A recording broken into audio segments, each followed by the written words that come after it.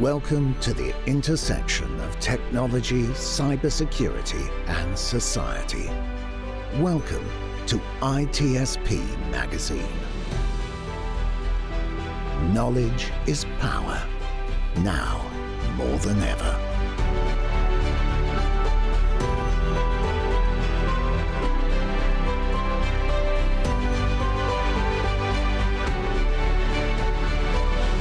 Welcome, everybody. You are very welcome to a new episode of Redefining Cybersecurity here on the ITSPmagazine podcast network. This is Sean Martin, where I get to have some amazing chats about how we can operationalize security for the benefit of the business. And one way that organizations kind of get themselves positioned to protect themselves is through communities, and CISOs banned in communities, executives banned in communities. A lot of information is shared. Sometimes off the record, behind the scenes, and I believe that it's important that things happen a little more formally, and there are organizations that have helped to do some of that, and we're going to talk about that. Information sharing associations, I always get the acronyms wrong. What are they? You know what I'm going to do? I'm going to let my guest help, because I'm not the expert. Sidney Pearl, Sid Pearl, thanks for joining me today. Yes, thanks for having me, Sean. It's a pleasure to meet you and pleasure to have you on the show. I saw a post fly by my feed about the AI-ISAC, and I was like, let's figure out what's going on there. I know about a lot of ASACs, but what's the AI-ISAC going on there? And newly appointed executive director, congratulations on that. Thank you. And so we're going to talk about what the AI-ISAC is about, its role in the business world, and who should be a part of it, and what they can expect from it, and just your view of what's going on there. So before we start, a few words from you, Sid, about some of the other things you've been involved with. You have a nice history of accolades there. So maybe a few things to help people understand where you're coming from as you enter this role. Yeah, thanks again, Sean, for having me. Yes, first of all, I'm a humble person, so I'm not a big fan of talking about myself, but I will certainly do so. I will start with, I served 20 years in the United States Navy, a number of years supporting information technology in other areas of information gathering and research. Probably the best way to describe it for this capacity of this call today. And so I've been in and around in my military years on in and out into the private sector. So I spent 12 years on active duty and 8 years in the reserves, and finished up my time in 2007. In 1999, when I went on into the private sector, I went into, back then, what they called IT security, not the fondly known name today of cybersecurity. And as in all things back in those days, we were to be seen and not heard. And fast forward several years now, and after working in this industry, I've been fortunate to be in a number of companies where I've been serving in significant leadership roles in the areas of cybersecurity. So fortunately, I've been able to work on a number of areas across government, military, law enforcement, private sector, across multiple industries, financial services, et cetera. So it's that breadth and depth of understanding how the bad guys operate, the who, what, where, when, why, and how. And then how do you connect the dots into business, help the business understand the importance of it, and then be able to evolve their organization in such a way where they can make better informed decisions. So that's what I bring to the table in conversation when I work with my clients and in other organizations around the world. So I appreciate the opportunity in discussing the AI-ISAC in that context as well today. Yep, fantastic. And as you probably saw, and everybody else listening heard, saw me butcher all the acronyms. Would you mind kind of walking us through the structure of these, the ISAOs and the ISACs, and there's a standards organization. I don't know how much of that you want to cover, but if you can kind of paint a picture of the general information sharing realm, that would be fantastic. Well, it's been a journey, just like my career. It's been a long journey. It started in the 90s under President Clinton. he authorized the first ISAC to be formed. And the ISAC stands for Information Sharing Analysis Center. Now, the difference between an ISAC, an Information Sharing Analysis Center, and an ISAL, an Information Sharing Analysis Organization, is that under the center model, it was just that. It was designed for public and private partnerships to be developed between government and private industry to share information. That was the original intent, to identify threats to critical infrastructure and share information amongst those organizations. As it evolved since the 90s into today, a number of ISACs and now evolving into an information sharing analysis organization, an ISAL, those organizations not only do that mission, but they now have members beyond just purely members coming from the government, et cetera. So now they're sharing out to other organizations, which enable them to be able to attach that name organization to how they describe themselves.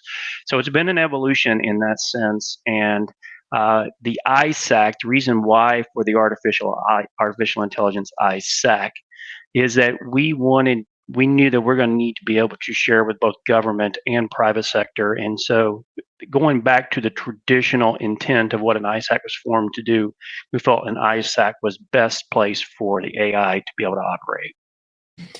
Yeah, and it's interesting because I might be mistaken, but financial services was the first one. Is that correct? Or was it more critical? One, yes. Yeah. Yeah, financial services and national health was one of the first ones. Yeah. And so just those two alone, kind of, if you extrapolate that, you can kind of see it's sector oriented. And what I find interesting here, AI, and then if we'll include a link to the press release that where there's some quotes from some folks, it crosses all the sectors. So it's not just automotive, it's not financial services, not healthcare, all the others. This one crosses many. So how does that change how you look at this? Because you have people from all over the place now. Well, what's interesting is that each ISAC and ISAL is working toward the same goal, and that is the identification of threats that can be shared with their members and out to other parties and organizations within their specific domain. Financial services, as an example, credit unions, mining and metals, et cetera. So all of them are working toward the same goal. But to your point, AI crosses all of these. And each organization is going to have some part to play in this. We're not stating that the AI-ISAC is going to be have all insight to everything that's going on with artificial intelligence. Naturally, we're going to have a role to play, but each ISAC and ISAL equally is still going to have a mission in the context of artificial intelligence. They're going to need to know what's going on, and we're here to help the ISACs and ISALs themselves be able to gain insight to what's going on in the threat landscape associated with artificial intelligence, and then help them be able to articulate to their own members within their own specific ISACs and ISALs be able to do that. So it's challenging to take on a new domain like artificial intelligence, as broad and as deep as it is, and change your operating model of what your current mission is for your current ISAC or ISAL.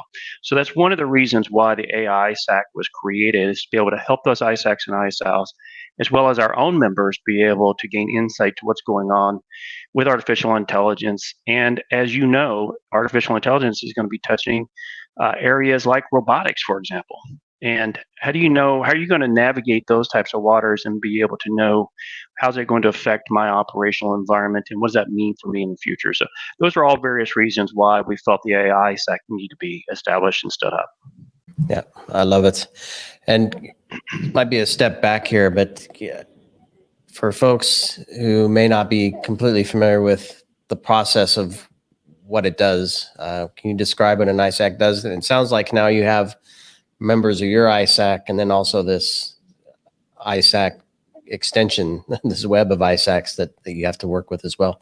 So can you describe the process of who's sharing what and how that's used? Well, the foundational goal of any ISAC and ISAL is to share threat-related information, by and large related specifically to cyber and cyber-related threats.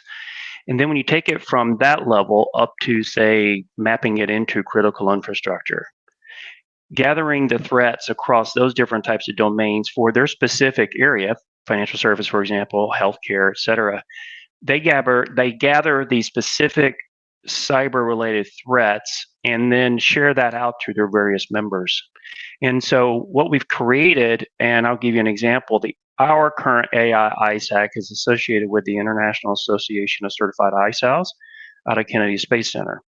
And there are others coming out of Washington that come under a different umbrella, if you will, as to how they're structured. But the goal is still the same, and that is to gather cyber threat related information and share it out to their members for purposes of knowing what's going on and what actions can they take. And that is all part of their membership that they get when they are part of this program. So can you describe the gathering process and the analysis process? I would imagine there has to be some tooling and some infrastructure and some people. What can you share with us there? Well, I can't go into too much detail. Yeah, of course. Yeah. And don't want to get into methods too much here, because I do need to protect those that are working on this. So there's a combination, and I know it's a cliche within our industry, people, process, and technology, but it is exactly what it is. We have tools, and I will say we have a portfolio of tools and capabilities. Included within our portfolio is artificial intelligence to be able to extract information from different sources and information and bring that in. We have human analysts that gather information and through their sources, gather that information and then validate and vet that information before it's actually shared out to their various members. One thing we don't want to do is just in an automated fashion, gather this information, roll it up into a standard report on a daily to weekly basis, and just deliver it out that way. So there's a thorough vetting of the information that is coming in before it's released. So it is a combination of people, process, and technology of how it's aggregated, correlated, and then ultimately actioned and operationalized for our various members. And I don't know if you can say, but do the members contribute to the information as well? They do, actually. Yeah. In fact, we encourage it. So in essence, what we're also expecting here with this AI-ISAC, and excuse me, you can imagine that in a topic like this, and a topic in particular that is so, I would say, interesting is probably not the word I'm looking for, but it gets a lot of interest from various parties for different reasons, right? So we have some organizations that are the large technology companies that are interested in driving AI to the point to improve efficiencies within businesses, and that's a sincere intent to do good things for organizations and their clients. On the other hand, we know that AI is going to be used in highly malicious ways by bad actors to target organizations. So what is the balance between those two? How do you tell someone on one hand that everything's rainbows and butterflies and there's nothing to worry about, and then strike the balance between bad actors that are seeing the opportunity to take those same tools and apply them and put them into their own toolkit and be able to use them maliciously against organizations, and yet still maintain a balance in saying there's nothing to worry about here, live long and prosper, right? So I think it's that balance that we want to bring to this conversation. And I think one unique aspect of this is we're neutral in this conversation. And that I think if you were to approach this in somewhat of a research-oriented, lab-based, think tank type expert-related situation, then I think we'll be able to bring some knowledge and expertise to this that says, we hear this side of the conversation. We also hear this side of the conversation. Here's a fair and balanced approach and net neutrality based on facts and vetted information, which is why it's important to you and bring that. So going beyond purely the information sharing and threat analysis, I feel the AI-ISAC has a responsibility, not only to its members, but more broadly than that, globally, to help people understand what's really happening and can I truly take what it is that's being shared with me and have confidence that it's being done in the right way for me to make informed decisions. And I think that's a critical value outcome that I think will be important as the AI-ISAC continues to evolve. Yeah, definitely. And in terms of membership, don't need whatever details you can share, but I'm wondering what's required to become a member. I'm sure there's some filters. Is it organizational level? Is it individual level representing an organization, or what's that look like? Well, I mean, the membership opportunity is there for government and private sector organizations to be part of this. Naturally, we welcome opportunities for individuals that want to come and be part of this as volunteers. We welcome that if they want to participate. So feel free to reach out to us. We'd be glad to discuss the role that you might be able to play in that capacity. But by and large, it's government members and also private sector members that really are primary customer base for how we'll deliver the threat sharing information out to those organizations. And perhaps even looking back at the original vision for these ISACs, can you describe what the goal is? Is it to help a broad stroke of organizations respond to an active attack, or is it to be specific and say this organization or this group of folks or businesses are prone to attack or seeing activity, so they should shore themselves up? Looking at security operations, they measure themselves by mean time to detection, mean time to response, mean time to recovery, that kind of thing. Are there those types of objectives, or how do you measure yourself, I guess? Well, as a former, I guess some might say, maturing old Intel guy, I will simply say that I see the world through an intelligence lens. Okay, and that intelligence lens drives me to become more proactive versus reactive. And I think that's what's missing in most organizations today. And when we speak in terms of mean time to detect and mean time to respond, that to me says reactive across the board. Okay. In the world of where I want to try to get ahead of the curve and try to identify the threat before it actually becomes a problem, that's a space where a lot of organizations don't have the opportunity to operate. And all too often we see them struggling because they're putting out the next fire, waiting for the next fire to come along, and not focusing on the future state, which is where they need to be in identifying. And artificial intelligence is going to be unforgiving in that domain. So I would say that it behooves all of us to really understand what's going on and not simply accept what's being said in the global marketplace, and I'll leave it at that. It requires all of us to know what's going on so that we can make the right informed decisions about how this is going to affect our operational environment. So to answer your question, first and foremost, we need to be proactive. And in order to be proactive, we need access to good information to make vetted decisions, properly vetted decisions to determine the impact to our operational environment before it becomes a problem. And that's where I want the AI-ISAC to be able to get to, not simply gather threat-related information and share it out to the members. And I think that's a big difference in comparison to some of the other ISACs and ISAs that are operating out there today. Yeah, makes sense. And are there? I'm looking at like threat intelligence feeds. I know there's been discussion of organizations may not be quote unquote mature enough to get the value out of a feed. Let's say they might not have the systems or the team or whatever processes in place to really make the most of it. Is it the same for an ISAC, and I don't know, maybe even more so for an AI-ISAC? You mean the amount of information coming in and the ability to take action on it? Does an organization have to reach a certain level of maturity to be able to benefit from being part of the ISAC? Well, I'm going to answer your question with a somewhat of a broad-based question to the question, okay? And that is this: Can you afford not to have access to this information? Is the question. right?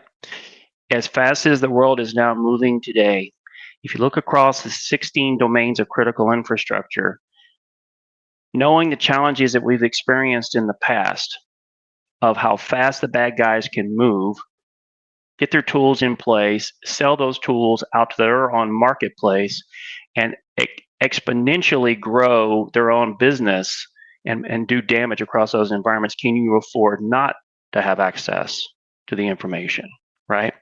So I would argue, and I do advise a lot of clients in saying, well, and when I hear we don't have the time, we don't have the resources, we don't have the people, I'm sympathetic and empathetic to all of that. I completely understand. I've been in their shoes. So I fully understand. But as I said before, AI is going to be unforgiving. You're not going to have the luxury of saying, I don't have the time or the resources to be able to focus on this, because it is moving so fast. It will be beyond you before you have the opportunity to even understand truly what's going on. Yeah.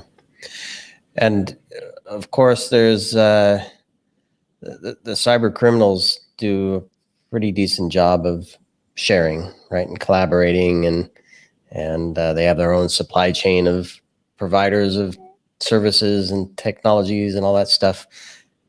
I presume they have something similar for themselves. I don't know if you have any insight into that. Yeah.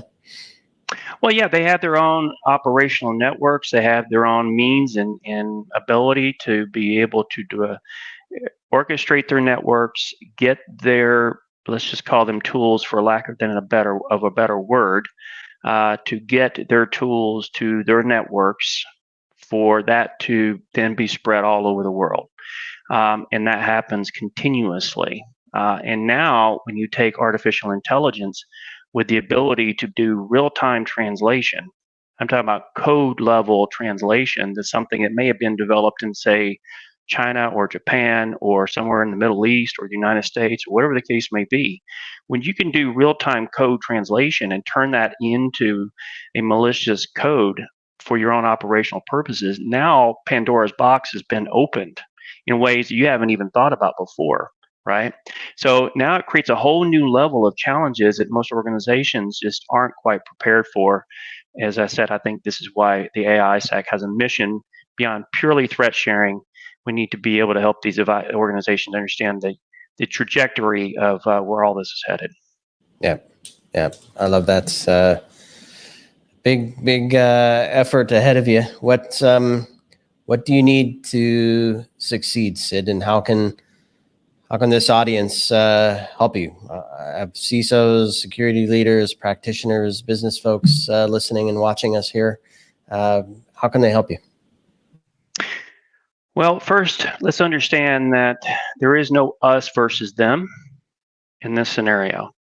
There really needs to be the silos broken down between I'm in this industry, I'm in this domain. I'm not questioning any of that. What I am saying to you is that at the pace that Industrial 5.0 is moving, as an example, you will quickly start to see things like, for example, industrialized robotics now becoming more of a personal type situation in your own personal domain over the next several years.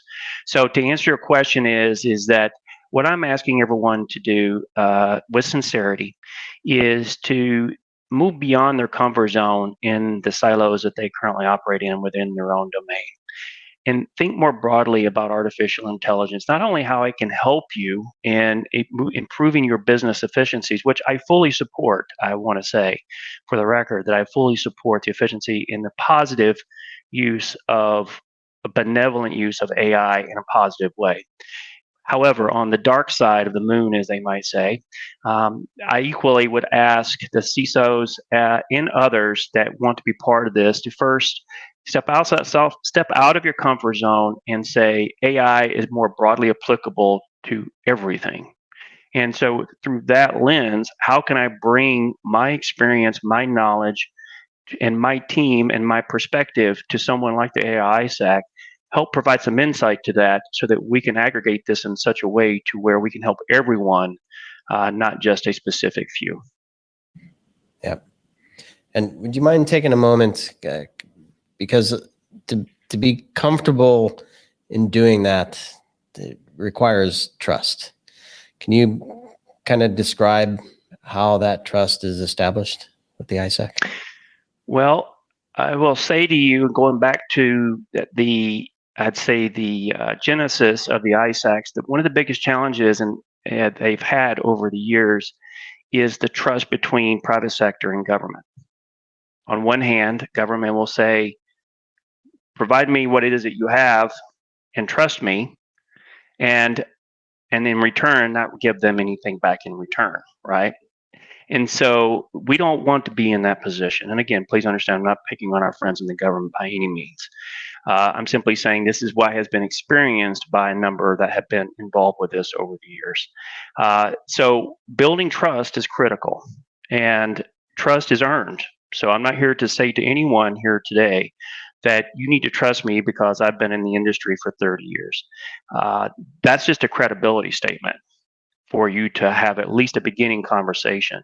Trust is earned, and I would encourage you to engage with us, reach out to us, let's have a dialogue, and let's build that trust together, because as I said, we're in the early days of this, and we have a role to play, and I'd like for us to work together to build that trust together to do the right things for the world and for humanity, and we can do that. And I think that trust will happen naturally as we work together to be able to achieve that. And the connection to the other ISACs probably helps with that, right? Those members, again, the sharing back and forth between you. Yeah. Well, again, that's a credibility statement, right? The ISACs and ISALs have been around for a number of years, and so they're credible in their backgrounds. So building off that trust, you now know that there are people with experience in building this ISAC that will bring those types of resources to bear to help us be successful as well. Got it. Well, Sid, I'm grateful for the work you're doing. I think we'll all be better for it, of course. And I encourage everybody to, as you noted, reach out to you and become part of the conversation. Start to explore what you're working on and how they can contribute, and then we can all benefit from that. So any final thoughts, Sid, before we wrap here?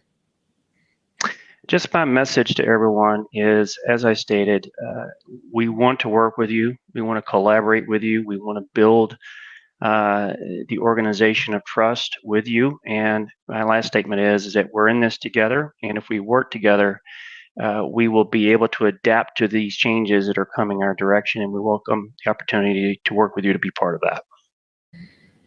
Got it.